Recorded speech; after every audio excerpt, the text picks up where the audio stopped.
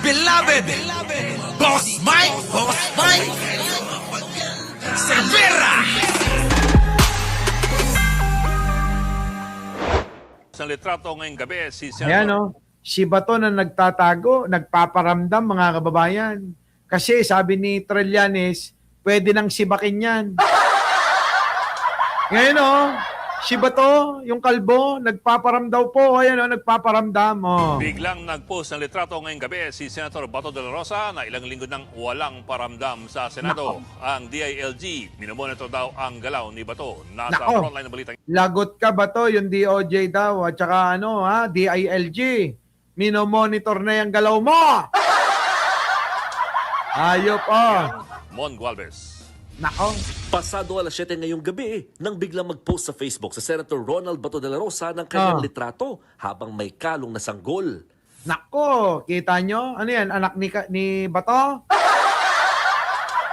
Baka naman apo. O, baka naman ho apo. O. Ang caption, "Happy to see you, may apo." Apo nga. Oo. Ginagamit yung apo ni Kalbo. Di ba? Sabi niya, paano na yung mga apo ko? Di ba? Hindi ko na sila makita. Makikita mo naman si Digong, di ba? Si Digong makikita mo. Hindi malinaw kung kailan kinuha ang nasabing litrato.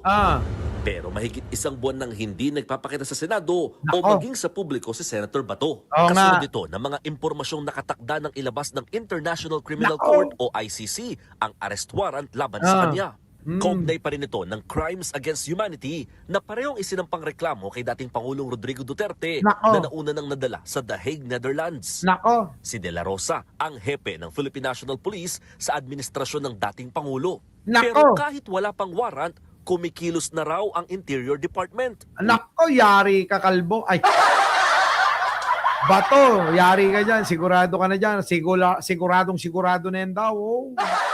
We just want to be steps ahead and we just want to make sure that we know where Senator De La Rosa is kasi he has not been seen in the Senate for some weeks now. Nako. Nauna nang sinabi ni Secretary John Vic Remulla na sa loob ng 3 linggo, natuntun nila ang 6 na lokasyong pinuntahan ng senador sa bansa. Pero Nako, grabe, 6 pa. Pag ganon, no? Ganon, ganon, ano? Ganon ba? Si Bato, mga kababayan, hindi natatahimik sa isang lugar. Baka marami naman siyang bahay. Ano? Maraming bahay ito na pinagtataguan si Bato. Grabe 6 na lokasyon daw eh. John Vic Remulla na sa loob ng 3 linggo, natuntun nila ang 6 na lokasyong pinuntahan ng senador sa bansa. Pero matipid ng detalye ng DILG ukol dito. Sa mga bahay-bahay lang naman, I think he's been visiting friends. But he's also been moving around in different vehicles. So we're just trying to keep tabs on him. We don't want to... Nako! Meron na nakabantay sa'yo, Bato. Lagot ka. Pag nakuha na yung warrant of arrest mo, yari ka. May bago tayong subscriber si Kabla Shannon TV.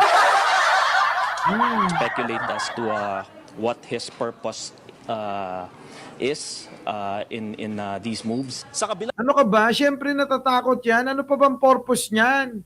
Siyempre, takot na yan. ng ginagawang paghahanap kay Senator De La Rosa, binigyang diin ng DILG na hindi naman tinuturing na pugante ang senador. Nirespeto rin daw na ahensya ang paghingi nito ng tulong sa mga korte sa bansa. Yun naman pala eh. Hindi ka naman pala tinuturing na pugante. Tapos si Bato nanginginig yung tumbong. Nanginginig yung itlog ni Bato, mga kababayan ko, Sabi naman ng abogado niya si Attorney ito yung abogado. Siya pa to. Israelito Torion, nakababahala raw ang pag-verify sa lokasyon ng senador. Nako. Yan ay lalo't wala pa naman ngang warrant na in-issue mula sa korte. Oo nga, bakit ba kasi nyo tinatakot si Bato, ha? Sige, Torion, magalit ka. Idemanda mo yung mga yan. Grabe naman kayo kay Bato ko. Mga hakbang daw, gaya nito, lalo kung batay sa hinihingi ng isang banyagang institusyon ay Na? malinaw na paglabag sa konstitusyon ng Pilipinas. Nako! Inilapit na rin doon ng kampo ni De La Rosa ang usapin sa Korte Suprema. Oh. Kaya nanindigan silang hanggat hindi pa ito nareresolba ay obligadong sundin ng lahat ng ahensya ng pamahalaan ang Yan ang problema sa inyo eh. Eh kung wala naman palang problema, bakit hindi magpakita? Sige nga, mga kababayan, naniniwala ba kayo dyan? Simple lang yan eh. Bakit pa tayo umahantong sa mga ganyan kasi? Kung pwede naman magpakita si Bato, pumasok sa Senado, maging normal, kung alam nyo naman palang walang mga warrant, walang kahit na ano, di ba? Edi papasukin nyo na si Bato doon sa Senado. At doon, magngangal-ngal doon. Di ba? Yung trabaho niya, pinabayaan niya na eh. Bakit kasi nagtatago? So ano isipin ng gobyerno? Ano isipin ng tao? May pinagtataguan! Tama mali, may pinagtataguan si Bato. Oo, yan yung ang iisipin nila, Toryon. status quo at igalang ang constitutional rights ni Senator De La Rosa. Sa kabila ng Paano naman yung trabaho niya? Hindi na natin igagalang. Pinapasweldo tong kalbo na to ng taong bayan ah! So yun, paano yun? Wala yun. Wala. Koryon, wala. Ganon. Kapag magtatago. Kapag gustong pumasok, papasok. Pag ayaw, ganon. Ganon ang gusto nyo? Pare-pares na lang to. Si Sara Duterte, si Pulong Duterte, si Baste. Pare-pares na lang sila. So malamang mga kababayan, malapit-lapit na si Bongo, magiging ganyan din siya.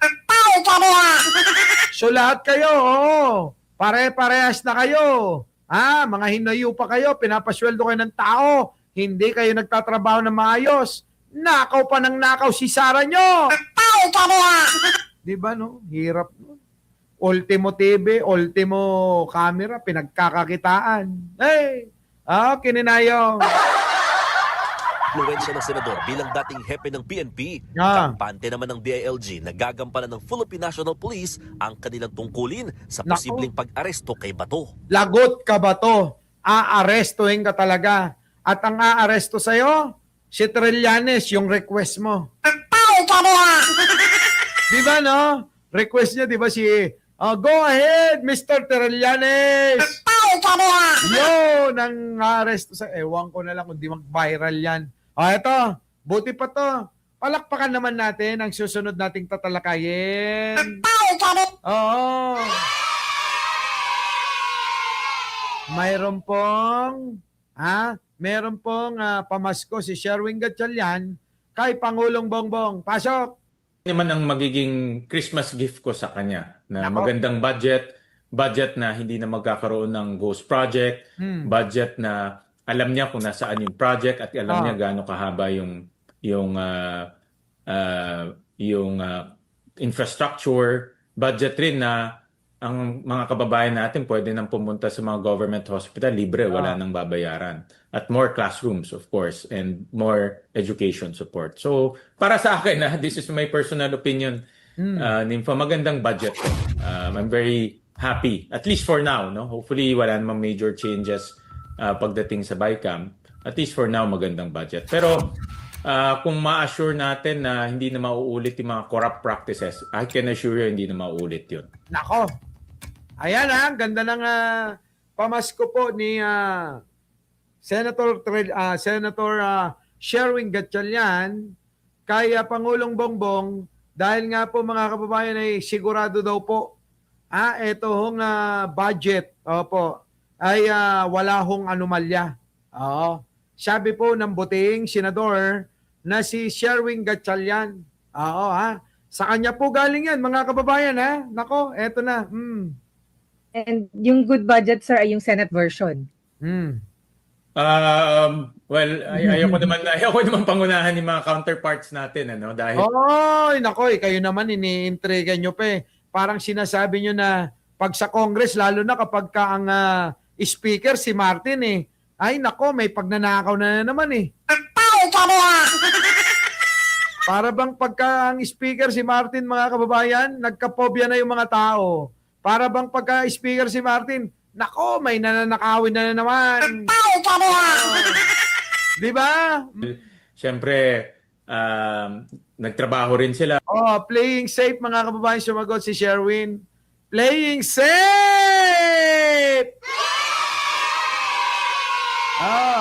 Ito na. Pinaghirapan rin nila yung GAB na may mga justification sila. Pinanood ko nga yung kanilang mga proceedings from the debates all the way to the BARC, all the way to sponsoring. Pinanood ko. At talagang ang mga House counterparts natin talagang pinag-aralan din nila at ayaw rin nila maulit yung nangyari in the past. Nako, baka akala nyo makakalimutan ng tao yung pagnanakaw ninyo? Utot nyo, nakabaon na sa mga isipan ng Pilipino, sambayan ng Pilipino, na ano? Magnanakaw. Oo, yung mga sila Chis Escudero, sila Martin Romualdez, sila Saldico, di ba? Sila mga kababayan ng nagkutsabaan dyan eh. Di ba? Totoo naman eh, di ba? Oh, sila nagkutsabaan. Sige nga mga kababayan ko, buti pa ito. Sila Sherwin Gatchalian, walang mga walang mga issue. Pero etong sila Chis Escudero, sila Martin Romualdez, sila Saldico, puro pera yung mga issue.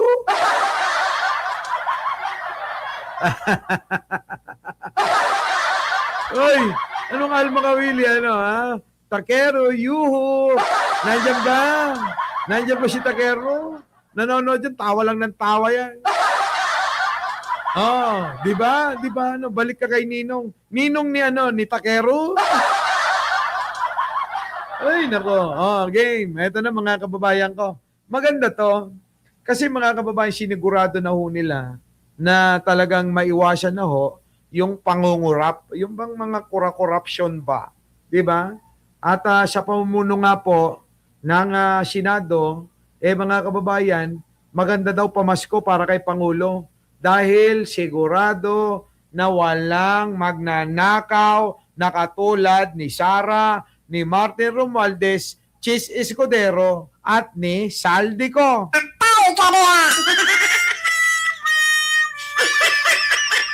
Di ba Tama? Yun, Kaso alam na nga magnanakaw, iboboto, okay ni nada. Yun na nga, alam nyo na nga magnanakaw kasi binoboto nyo pang mga hayop kayo eh. Di ba? Yan magandang balita mga kababayan ko. Para kay Pangulo daw, magandang regalo daw po ito eh. Regalo po ni Sherwin Gatchalian kay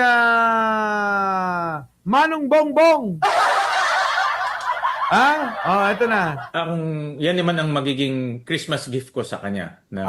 Yan ang Christmas gift ko sa kanya. Ang tinutukoy niya si Manong Bongbong, si Pangulong Ferdinand Marcos Jr.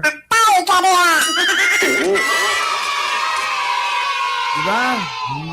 Magandang budget na hindi na magkakaroon ng ghost project. Budget na hindi na magkakaroon ng ghost project. Wala nang nanakawin. Walang magnanakaw. Nako, sana naman magkatotoo.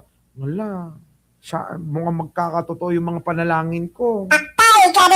Di ba sabi ko, mga mamatay na sana kayo. Mga mangatay na, magkamatayan na sana kayo. Lahat ng mga magnanakaw, ng mga politiko, mga mga matay na kayo. Maustel kayo kumaamin. Di ba, Luis Fernandez? Alam ko matagal ka na rito. Di ba? Mga mamatay na sana lahat sila, Sinabik talaga, pinagpipilitan pa rin. Sabi ni Manong Bongbong, baka si Martin makulong at masampan ng kaso, sabi. Sisihin mo si Manong, bahala kayo.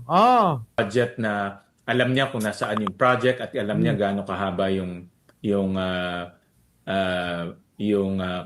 infrastructure. Budget rin na ang mga kababayan natin pwede nang pumunta sa mga government hospital libre, wala nang babayaran. Oh. At more classrooms, of course, and more education support. So, Oy, Sherwin, wag mo ngang pinapangako yan. Kasi maraming mga kababayan ang nagrereklamo, yun daw mga government hospital, minsan hindi rin maganda yung serbisyo nan. Yung mga government hospital, putik na yan, palitan nyo nga yung Serbosa, hayop na yan. Serbosa, isa pa yan, lintik na hayop na yan, ha? Hoy, Herbosa! Kabayo! Hindi, baboy yun, hindi kabayo. Ano ka ba? Kabayo! Baboy! Hindi kabayo. para sa akin, this is my personal opinion, Nympha, magandang budget to. I'm very happy, at least for now. No? Hopefully, wala namang major changes pagdating sa BICAM. At least for now, magandang budget. Pero kung ma-assure natin na hindi na mauulit yung mga corrupt practices, I can assure you hindi na mauulit yun. Yan, yan Hindi na daw mauulit. Sana nga. Sana nga, no? Para yumaman na tayong mga Pilipino. Tapos, mga kababayan ko, alam nyo na. Boto nyo ako. Our beloved Boss Mike! Boss Mike!